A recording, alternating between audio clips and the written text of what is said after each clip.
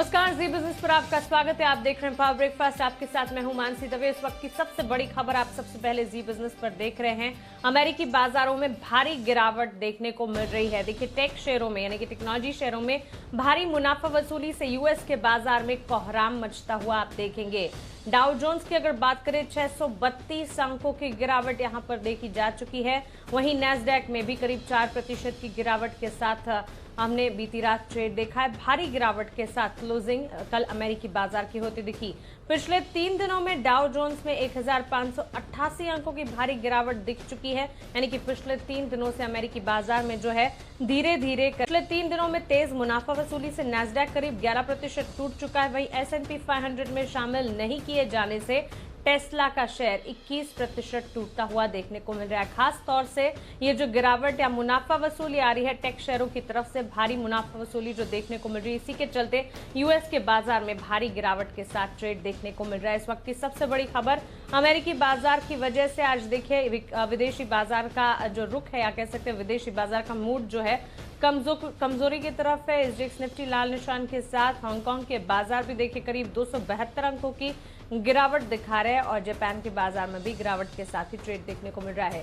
विदेशी बाजार के संकेतों को विस्तार से समझ लेते हैं। साथ ही यूएस के बाजार में ये जो भारी गिरावट देखने को मिल रही है, इसकी वजह भी विस्तार से जान लेते हैं। दीपांशु भंडारी हमारे साथ जुड़े हैं। थोड़ी ही देर में जी बिजनेस के मैनेजिंग एडिटर आनंद सिंह भी हमारे साथ जुड़ेंगे। उनसे जानेंगे आज के लिए पहली रणनीति। Deepanshu, good morning. बताएं, विदेशी बाजार आज तो भारी बिकवाली देख रहे हैं। Good morning Mansi. बिल्कुल काफ़ी भारी गिरावट आप देख रहे हैं जहां तक ग्लोबल मार्केट्स का सवाल है, और प्राइमरली ये जो अमेरिका में एक्शन हुआ है उसकी वजह से ही चिंता आ रही है। एक और छोटा सा विषय है, ट्रंप साहब ने एक रैली पर कल यूएस चाइना ट्रेड डील के बारे में कुछ नेगेटिव कमेंट्स किए थे, पर क्योंकि एक इलेक्शन रैली है इसलिए इसे ज्यादा सीरियसली नहीं लेना चाहिए। बट क्योंकि चीन और यूएस के बीच तनाव बढ़ता जा रहा है तो ट्रेड डील पर एक नेगेटिव कॉमेंट तो ट्रंप साहब ने कल किया था, वहां से भी आप देख सकते हैं कि सेंटिमेंट पर असर है। पर जो भारी बिकवाली का दबाव आ रहा है वो सिर्फ और सिर्फ अमेरिकी बाजारों की वजह से आ रहा है, और वहां पर भी ज्यादातर करके जो टेक्नोलॉजी शेयर्स में भारी गिरावट है उसकी वजह से हो रहा है। हमने देखा कि डाउ तो 1600 अंक फिसला ही है, पर नैस्डैक पर नजर डालिए तो 3 दिनों में 10% से ज्यादा की गिरावट है। यानी कि अगर आप टेक्निकल टर्म्स में देखेंगे तो सिर्फ 3 दिनों में रिकॉर्ड ऊंचाई से अब नैस्डैक करेक्शन जोन में आ गया है। यही नहीं, जो नैस्डैक के दिग्गज आईटी शेयर्स हैं, 6 दिग्गज शेयर्स हैं, उनमें 3 दिनों में 1 लाख करोड़ डॉलर्स की बिकवाली हुई है। सबसे ज्यादा बिकवाली हुई है एप्पल के शेयर में, जो 2 लाख करोड़ की मार्केट कैप पहुंचा था 19 अगस्त को, और वहां से देखिए थोड़ा दबाव बन गया है। 3 दिनों में 325 अरब डॉलर्स की बिकवाली सिर्फ और सिर्फ एप्पल के शेयर में हुई है। तो आप देख सकते हैं कि कितना भारी बिकवाली का दबाव आया है। बाकी भी अगर आप दिग्गज आईटी स्टॉक्स देखें तो यहां पर भी काफी तेज गिरावट हुई है। इसके अलावा अगर आप देखें तो टेस्ला का शेयर एक दिन में 21% फिसला, यानी कि एक दिन में ही स्टॉक बेयर मार्केट टेरिटरी में आ गया। टेक्निकल टर्म्स में करें, बाजार अनुमान लगाया जा रहा था कि S&P 500 की रीबैलेंसिंग में टेस्ला इंक्लूड हो जाएगा S&P 500 इंडेक्स में, पर ऐसा नहीं हुआ। तो उसकी निराशा की वजह से भी हमने इस शेयर पर भारी दबाव आते हुए देखा है।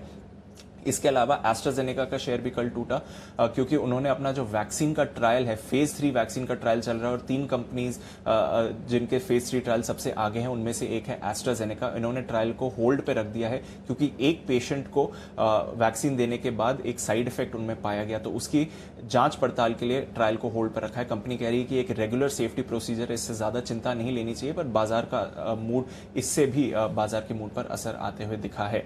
साथ ही तेल के दामों में भारी गिरावट है, इसकी वजह से हमने एनर्जी शेयर्स पर दबाव देखा।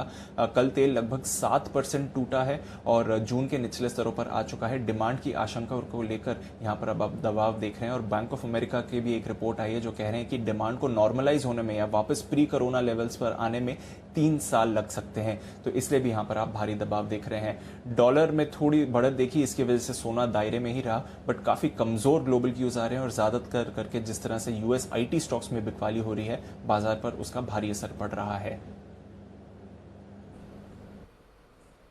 बिल्कुल दीपांश, इस बीच भारत और चीन के बीच जो तनाव है वो भी अब कायम है। फिलहाल यहाँ पर स्थिति और ज्यादा गहरी होती हुई दिख रही है। वहाँ ताजा अपडेट्स क्या हैं हमारे पास?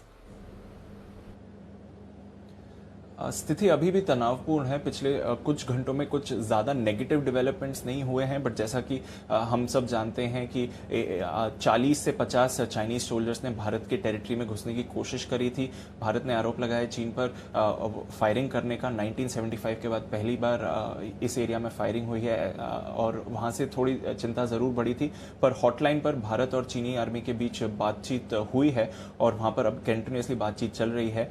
अब भारत ने क्लियरली चाइना को कहा है कि आप ये जो भारत की टेरिटरी में आने की कोशिश कर रहे हैं ये गलत है, और जो फायरिंग करी है वो एक समझौते का उल्लंघन है, क्योंकि दोनों देशों के बीच में एक समझौता है जहां पर कि दोनों देश एक दूसरे पर फायरिंग नहीं करेंगे एलएसी पर। तो भारत ने चीन को क्लियर टर्म्स में कहा है कि आपने इस अरेंजमेंट का वायलेशन करा है, और ये भी कहा है कि वापस अपनी टेरिटरी में आपको जाना चाहिए, भारत की टेरिटरी में आने की कोशिश नहीं करनी चाहिए। तो ये एक ऑफ कोर्स सीरियस मैटर है। कल फॉरेन मिनिस्टर्स की मीट होने वाली है मॉस्को में, तो वहां पर हमारी नजर है। एक डेवलपमेंट और है, अरुणाचल से 5 भारतीय चीनी टेरिटरी में चले गए थे, सिविलियंस, उसी एरिया के लोकल्स। वो अब कंफर्म हो गया है, चाइना ने कंफर्म कर दिया है कि वो चाइनीज टेरिटरी में थे और अब उनको भारत को वापस सौंपे जाने की प्रक्रिया पर भी बातचीत चल रही है। तो एक पॉजिटिव डेवलपमेंट है यहाँ पर कि एटलीस्ट सिविलियंस को कोई असर नहीं पड़ रहा है, बट जरूर एलएसी पर इस समय स्थिति काफी तनावपूर्ण है। ओके दीपांशु, शुक्रिया ये तमाम जानकारी के लिए और हमारे साथ जुड़ने के लिए। तो एलएसी पर स्थिति भी तनावपूर्ण है, विदेशी बाजार के संकेत भी आप देखिए। यहाँ पर भारी गिरावट अमेरिकी बाजार की तरफ से और रूसी का एक इवेंचुअल इम्पैक्ट है। एशियाई बाजार में भी गिरावट के साथ ही ओपनिंग होती हुई आप देख पाएंगे। जान लेते हैं कि कल के कारोबारी सत्र में संस्थागत निवेशकों ने क्या किया है। एफआईएस डीआईएस का एक्शन एक बार देखा है। एफआईएस ने कैश मार्केट में 1057 करोड़ की बिकवाली की है, वहीं डीआईएस ने कैश मार्केट में 620 करोड़ की खरीदारी की है। वायदा बाजार में एफआईएस की तरफ से 990 करोड़ की करीब खरीदारी आती हुई देखने को मिल रही है। तो क्लियरली कैश मार्केट में एफआईएस की तरफ से बिकवाली के आंकड़े हैं, लेकिन इसके अलावा कैश मार्केट में डीआईएस की खरीदारी के आंकड़े हैं। वहीं वायदा बाजार में भी एफआईएस की तरफ से खरीदारी ही आती हुई देखने को मिल रही है। चलिए अब सीधा रुख करते हैं हमारे स्पेशल सेगमेंट का, जहां हम रोज बात करते हैं जी बिजनेस के मैनेजिंग एडिटर अनिल सिंघवी से।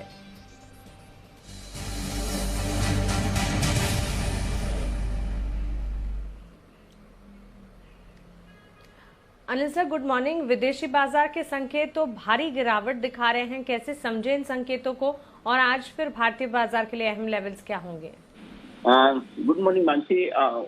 डर तो था कि अमेरिका में कमजोरी भरा सेशन होगा और नैस्डैक फ्यूचर्स कल ऐसा इशारा भी कर रहे थे। भारतीय बाजारों के बंद होते वक्त 2-2.25% नीचे थे, लेकिन जितना ज्यादा गिरे हैं अमेरिकी बाजार और स्पेशली डाउ, ये थोड़ा सा सरप्राइजिंग है, शॉकिंग है, तो उसका असर पड़ेगा ही। और जैसा अभी दीप भी बता रहे थे कि सीमा पर जो तनाव है वो बरकरार है, कोई खास उसमें बदलाव नहीं आया, न बढ़ा है न घटा है। मतलब जो कल बाजार बंद होने के वक्त सिचुएशन थी ऑलमोस्ट वैसी ही सिचुएशन अभी भी है, किसी तरह का कोई डेवलपमेंट नहीं हुआ। तो उसे एक तरह से आप न्यूट्रल भी मान लें, न्यूट्रल से हल्का नेगेटिव, क्योंकि तनाव कम भी नहीं हुआ है। तो और दूसरा, अमेरिकी बाजारों में जिस तरह की कमजोरी हुई है वो थोड़ी सी परेशान करने वाली है।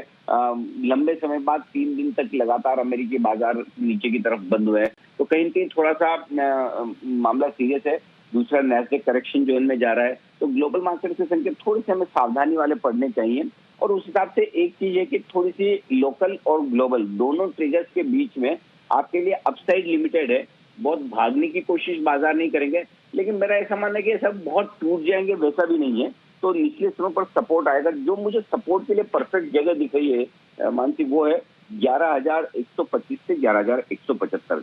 इस रेंज में न सिर्फ आपको अपनी शॉर्ट पोजीशन है तो काटनी चाहिए, बल्कि फ्रेश खरीदारी भी करनी चाहिए।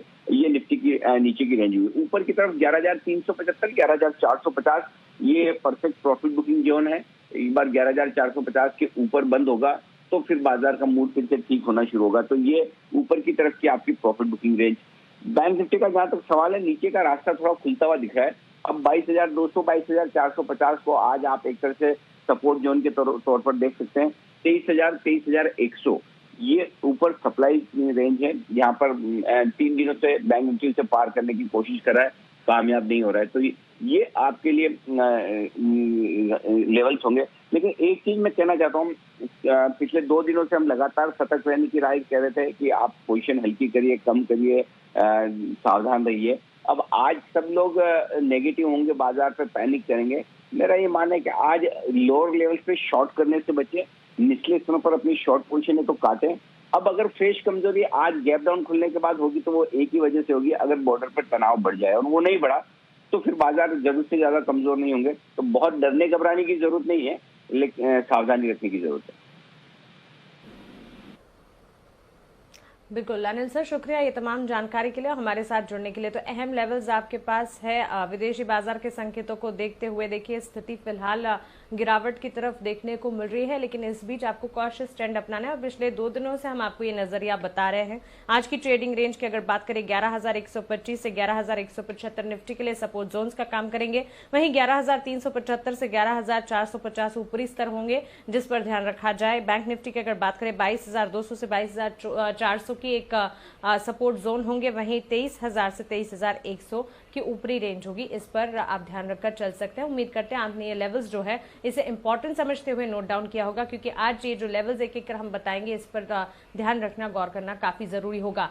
लेकिन विदेशी बाजार में जो उठापटक देखने को मिल रही है इस पर हम विस्तार से आपको जानकारी दे रहे हैं और आगे अब इस पर बातचीत करने के लिए हमारे साथ HDFC सिक्योरिटीज के वीके शर्मा जी जुड़ गए हैं। शर्मा जी गुड मॉर्निंग, स्वागत है आपका जी बिजनेस पर। अपना समय सुबह सुबह देने के लिए आपका शुक्रिया।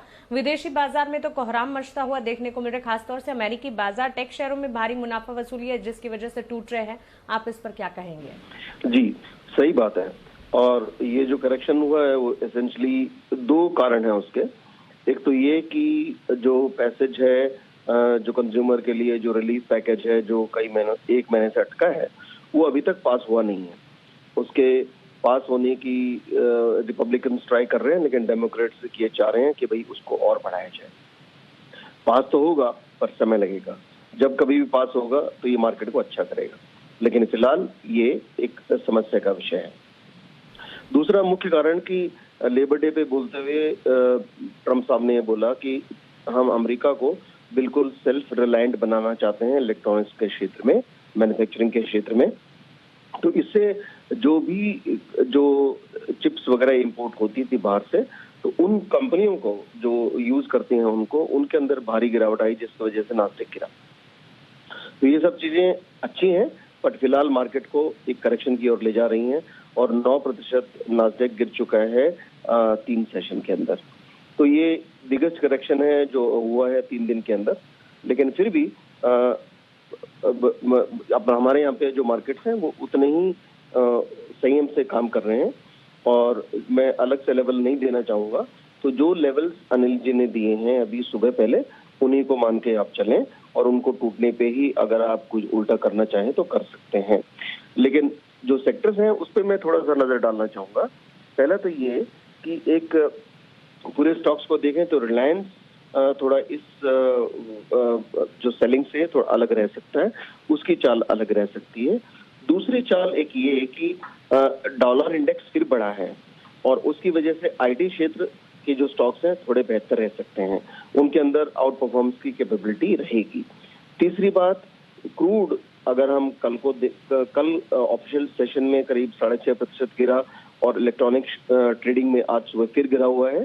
तो ये जो गिरावट है ये भारतीय कंपनियों को हेल्प करती है, ऑयल मार्केटिंग कंपनीज को। तो उस तहत में ऑयल मार्केटिंग कंपनीज एक बेहतर प्ले बनती हैं और ऑयल प्रोड्यूसर्स, भले वो ऑयल इंडिया हो या ONGC हो, वो थोड़ा सा उनके लिए नेगेटिव है। तो इतना ही मैं कहना चाहूंगा। बिल्कुल शर्मा जी, शुक्रिया ये तमाम जानकारी के लिए और हमारे साथ जुड़ने के लिए। तो आप देखिए जिस तरह से विदेशी बाजार के संकेत आते हुए दिख रहे हैं, विस्तार से एक एक कर हम एक्सपर्ट से भी जान रहे हैं। अनिल जी ने भी अभी विदेशी बाजार पर अपना एनालिसिस बताया। सेक्टर स्पेसिफिक आपको ध्यान जरूर रखना है भारतीय बाजार को देखते हुए और कॉशियस ट्रेंड तो आप अपनाएंगे ही, क्योंकि विदेशी बाजार में जो गिरावट के आंकड़े आते हुए दिखने को मिल रहे हैं इसका एक इवेंचुअल इम्पैक्ट भारतीय बाजार में भी शुरुआती तौर पर देखने को मिलने की पूरी संभावना है। चलिए आगे बढ़ते हैं और जान लेते हैं कि खबरों के चलते कहां पर एक्शन देखने को मिलेगा। खबरों वाले शेयर्स लेकर देवांशी अशर हमारे साथ जुड़ गई हैं। देवांशी गुड मॉर्निंग, बताएं। Good morning Mansi. आज सबसे पहले तो रूट मोबाइल का आईपीओ आज से खुलता हुआ दिखेगा, इस पर आपको नजर रखनी है। और आप देखिए 11 सितंबर तक ये आईपीओ खुला रहेगा, आप यहाँ पे निवेश कर सकते हैं। एंकर निवेशकों को करीब 51.43 लाख शेयर्स अलॉट कर दिए हैं कंपनी ने और 350 रुपए प्रति शेयर के भाव पर 15 एंकर निवेशकों से करीब 180 करोड़ रुपए जुटा लिए हैं। बड़े निवेशकों का नाम आता हुआ दिख रहा है, SBI mutual fund, Nippon India, ICICI Prudential, Goldman सैक्स जैसे लोग भी शामिल होते हुए दिखे हैं। 345 to 350 ये जो प्राइस बैंड है इस पर प्रति शेयर पर यह आईपीओ खुलता हुआ दिखा है। इसके अलावा रिटेल निवेशकों के लिए भारत डायनामिक्स का ओएफएस आज खुलता हुआ दिखेगा।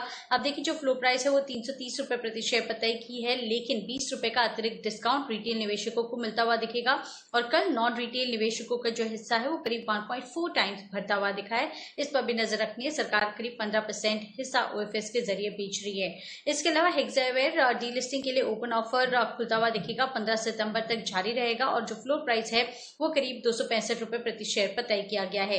एबीबी पावर एंड सिस्टम्स पर नजर रखें, जहां पे एबीपी स्विट्जरलैंड और हिटाची मिलकर ओपन ऑफर लाएंगे। ओपन ऑफर आज से लेके 22 सितंबर तक खुला रहेगा, लेकिन आप देखिए जो मौजूदा भाव है उससे लोअर लेवल्स पर ये ओपन ऑफर का प्राइस है 873 रुपीज प्रति शेयर के करीब ये जो प्राइस है ये तय की गई है, तो इस पर नजर रहेगी। करीब 1 करोड़ से ज्यादा शेयर्स के लिए ओपन ऑफर लाया गया है। हैप्पीएस्ट माइंड्स का आईपीओ आज आखिरी दिन है, इस आईपीओ में पैसे लगाने का तक है बनता हुआ दिख रहा है। और कल के दिन आप देखिए करीब 8.4 टाइम्स आईपीओ भरता हुआ दिखे था, लेकिन उसमें जो रिटेल हिस्सा है वो करीब 39 टाइम्स बढ़ता हुआ दिखा, तो इस पर नजर रखनी होगी। इसके अलावा पावर ग्रिड जहां पे अपनी सब्सिडरी के जो एसेट मोनेटाइजेशन है इसको मंजूरी मिल चुकी है और इनविट्स के जरिए एसेट मोनेटाइजेशन होता हुआ दिखेगा। पहले ब्लॉक में करीब 7000 करोड़ से ज्यादा की जो एसेट्स हैं वो मोनेटाइज होते हुए दिख सकते हैं। आईडीबीआई बैंक एनएससी में बचा हुआ जो 10 लाख शेयर्स का हिस्सा है वो कंपनी बेच चुकी है। 0.21% हिस्सा जो है एनएससी में बैंक ने बेचा है, इस पर नजर रखें। और साथ ही पंजाब एल्कलीज एंड केमिकल्स जहां पे 17 तारीख से लेकर 30 सितंबर तक ओपन ऑफर खुलता हुआ दिखेगा। 70.5 लाख शेयर्स का अधिग्रहण करती हुई दिखेगी कंपनी।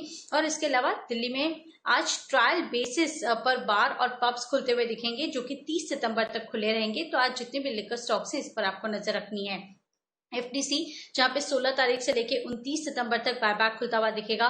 करीब 100 करोड़ के शेयर्स का बायबैक करते हुए दिखेगी कंपनी। 450 रुपीज प्रति शेयर के भाव पर 21 लाख से ज्यादा शेयर्स का बायबैक करते हुए दिखेगी, इस पर नजर रखें। मौजूदा भाव करीब 332 रुपीज के आसपास है, इसके ऊपर है बायबैक का प्राइस। और आखिर में इंडियन ह्यूम पाइप जहां पे कंपनी को उड़ीसा से करीब 135 करोड़ का एक बड़ा ऑर्डर मिलता हुआ दिखा है। वाटर सैनिटाइजेशन का ये ऑर्डर मिला है कंपनी को।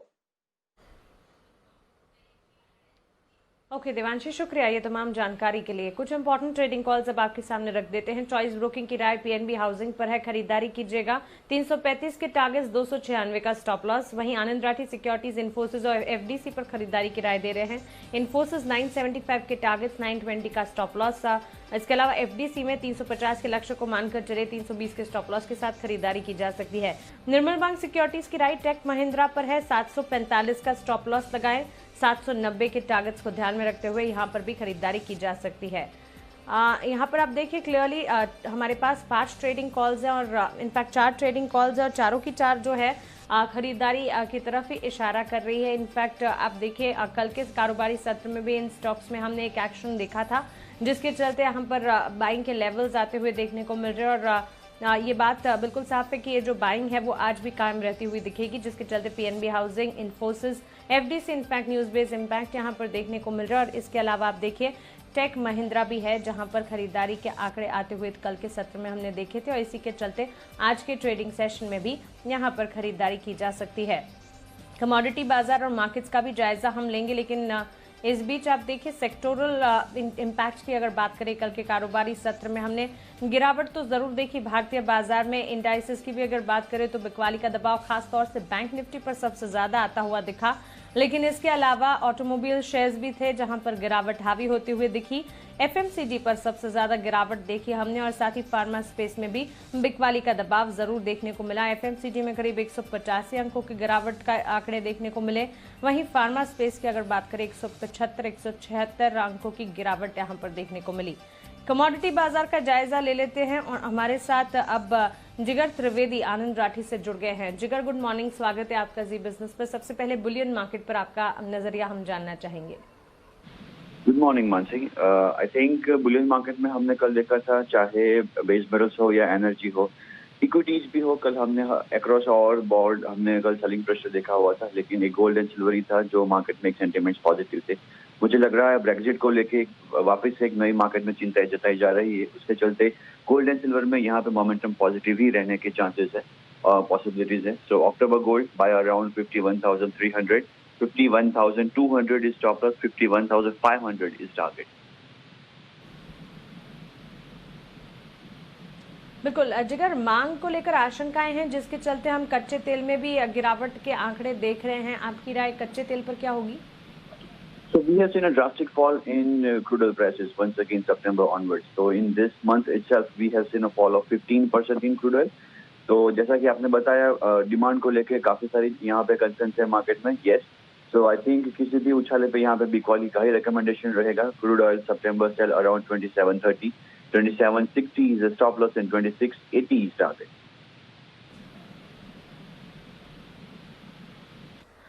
बिल्कुल, और साथ ही जिगर बेस मेटल्स की चाल, कॉपर को आप कैसे देख रहे हैं? पर्टिकुलरली करंट लेवल्स पर जो उतार चढ़ाव बेस मेटल्स में देखने को मिले, आपका आउटलुक क्या होगा?